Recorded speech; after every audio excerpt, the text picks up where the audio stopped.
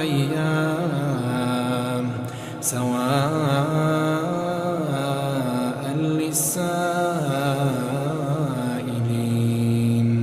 ثم استوى إلى السماء وهي دخان فقال لها وللأرض ائتيا طوعا أو كرها قالتا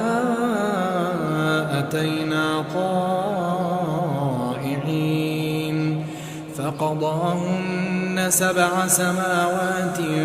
في يومين وأوحى في كل سماء أمرها وزينا السماء الدنيا بمصابيح وحفظا ذلك تقدير العزيز العليم